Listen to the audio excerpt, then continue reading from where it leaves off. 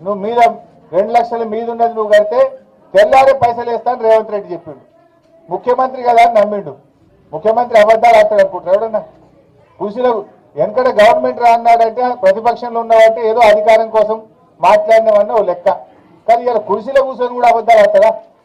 రేవంత్ రెడ్డి మాటలు నమ్మి పాపం ఈ సత్తయ్య 68,500 3 రూపాయల మిత్తికి తెచ్చి కట్టిండు. 3 రూపాయల మిత్తికి తెచ్చి కడితే ఈ 68,500కి మిత్తి పడుతుంది. ఈ 2 లక్షలు ఇవాళకి కూడా మాఫీ కాదు. ఈ సత్తయ్య ఇవాళ గ్రామ సభలో దరఖాస్తు ఇచ్చాడు. ఇంకొక ఆమె ఇంగోలు అంజవ్వ పాపం ఈమె 2 లక్షల మీద అప్పు ఉంటే కట్టమంటే 78,500 రూపాయలు 2 రూపాయల మిత్తికి తెచ్చి అంజవ్వ కట్టిందట. రేవంత్ రెడ్డి మాటలు టీవీలో చూసి అప్పుడు రేవంత్ రెడ్డి చెప్పిండు ఈ 78,500 2 లక్షల మిత్తి కడితే నాకు 2 లక్షలు మాఫీ అవుతుంది, నాకు పైసలు పడుతుంది అని పాపం 2 రూపాయల మిత్తికి తెచ్చి అంజవ్వ 78,500 కడితే ఇప్పుడు ఆ మిత్తికి మిత్తి అవుతున్నది. అసలు 2 లక్షలు ఇంతవరకు మాఫీ చేయలేదు. ఇదేనా రేవంత్ రెడ్డి? నువ్వు హైదరాబాద్ లో కూర్చొని ఇక రుణమాఫీ అయిపోయింది మొత్తం చేసి ఇవన్నీ కూడా 2 లక్షల మీద ఉన్నవాళ్ళు ఇంకా గిన్ని దరఖాస్తులున్నాయి. ఒక్క గాడిచెర్లపల్లి గ్రామంలో 43 మంది 2 లక్షల లోపు ఉన్నవాళ్ళు 2 లక్షల మీద ఉన్నవాళ్ళు రుణమాఫీ కాలేదని ఇలా ప్రజాపాలనలో దరఖాస్తులు ఇచ్చారు. అంటే క్షేత్రస్థాయిలో పరిస్థితి ఏ రకంగా ఉందనడానికి నిలువుట అర్థం ఇది. అంటే రేవంత్ రెడ్డి అన్ని కూడా అబద్ధాలు, మోసాలు. రుణమాఫీ అయిపోయిందని ఆయన చెప్పేటి అన్ని కూడా నీటి మూటలు. గ్రామాల్లో చూస్తే పాపం ప్రజలు రుణమాఫీ కాక చాలా ఇబ్బంది పడుతున్న పరిస్థితి ఉంది.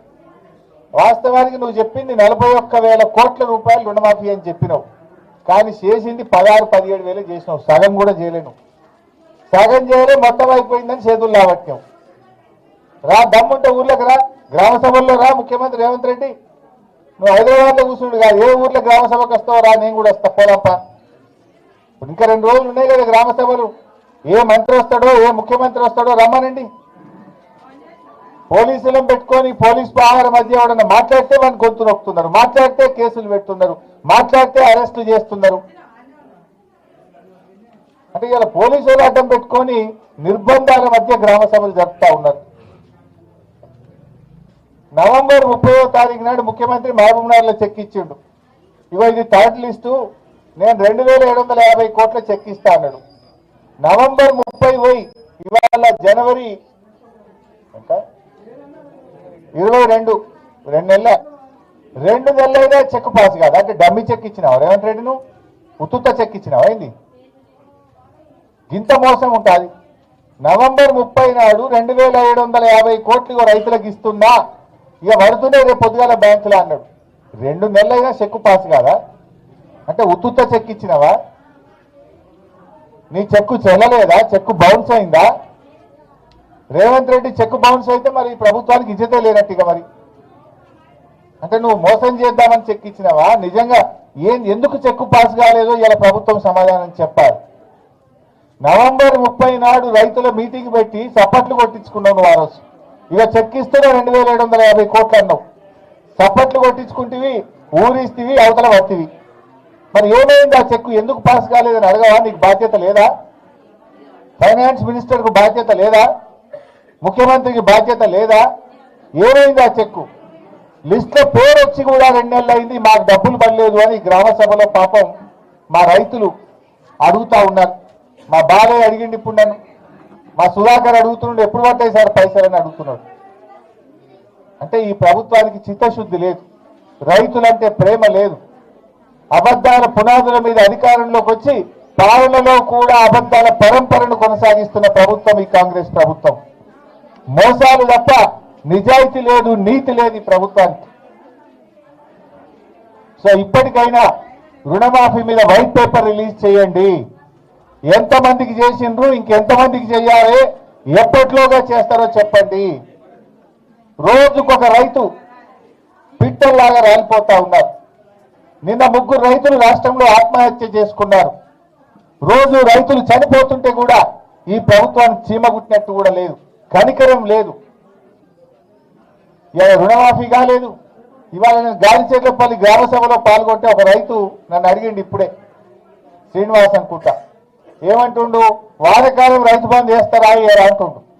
నేను అడుగుతున్న శ్రీనివాస్ పక్షాన, గాడిచెర్లపల్ల రైతుల పక్షాన, తెలంగాణ రైతుల పక్షాన ఈ కాంగ్రెస్ ప్రభుత్వాన్ని అడుగుతా ఉన్నా, వానకాలం రైతు బంధు ఎప్పుడు వేస్తారు? వానకాలం యాసంగి కలిపి నువ్వు చెప్పింది ఎకరానికి 15,000 ఇస్తా అని చెప్పినావు. 15,000 వేస్తావా వేయవా? నిన్నేమో కొత్తగా కోత పెట్టి 6,000 అన్నావు. పోనీ 6,000 అన్నా వానకాలం 6,000, యాసంగి 6,000, 12,000 వేయాలి కదా. 12,000 రైతు బంధు ఎప్పుడు వేస్తావు? కేసీఆర్ ఉండగా బరాబర్ 4,000 అంటే 4,000 వేసిండు, మళ్ళకెళ్తే 5,000 అంటే 5,000 వేసిండు. నువ్వు 7,500 అన్నావు. 7,500 అయిపోతుంది. ఇప్పుడు మాట మార్చి 6,000 అంటివి, 6,000 వేయకపోతుంది. వానకాలం సంగతి చెప్పవైతివి, యాసంగికి కోతలు పెట్టవత్తివి. సో ఇవాళ మా గాడిచెర్లపల్లి రైతులు అడిగిన మాటనే తెలంగాణ రైతుల మాట. వానకాలం యాసంగి కలిపి ఇచ్చిన మాట ప్రకారంగా 15,000 రైతు భరోసా ఇవ్వాలని చెప్పి మేము డిమాండ్ చేస్తున్నాం. నువ్వు 6,000 వేసినావు అనుకో, ఇచ్చింది 6,000, కోత పెట్టింది 9,000, అంతే కదా. ఎగబెట్టింది 9,000, ఇచ్చింది 6,000 అవుతుంది.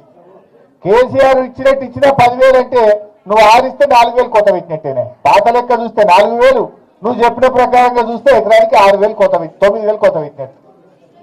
పాత లెక్క చూస్తే 10 6 పడ్డాయి అంటే 4,000 కోత పెట్టినావు.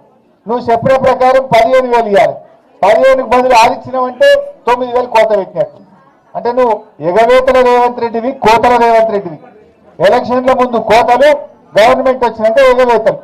అందుకే నీ పేరు యనుమల రేవంత్ రెడ్డి కాదు, నువ్వు ఎగవేతల రేవంత్ రెడ్డి అని పేరు పెట్టండి. నీకు అన్ని చెడాక నిన్ను గదే పేరు పెట్టి పిలుస్తాం. ఇక ఈయన నిజాయితీ ఉంటే, చిత్తశుద్ధి ఉంటే ఈ రైతులకు కోత పెట్టాలా?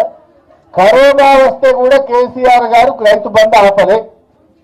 కరోనా కష్టకాలంలో కూడా వానకాలం 5,000 పడ్డాయి, యాసంగికి 5,000 పడ్డాయి. నీకేం కష్టం వచ్చింది? ఇప్పుడు 1,00,000 కోట్లతో మూసీ ప్రాజెక్టు కడతా అంటున్నావు, 15,000 కోట్లతో ఔటర్ రింగ్ రోడ్ వేస్తా అంటున్నావు. నీ ఊరికి 5,000 కోట్లు ఖర్చు పెట్టి 6 లైన్ల రోడ్ వేసుకుంటున్నావు. నీ ఊరికి వేసుకో. మరి నీ ఊరికి రోడ్ వేసేందుకు పైసలు ఉంటాయి, మూసీ సుందరీకరణకు పైసలు ఉంటాయి, ఔటర్ రింగ్ రోడ్కు పైసలు ఉంటాయి. రైతులకు ఇవ్వమంటేనే ఉండయా నీకు? రైతులకు ఎందుకు ఇవ్వవు? వెంటనే రైతులందరికీ రైతు భరోసా, వానకాలం యాసంగి డబ్బులు ఇవ్వాలని చెప్పి మేము ఈరోజు డిమాండ్ చేస్తా ఉన్నాం.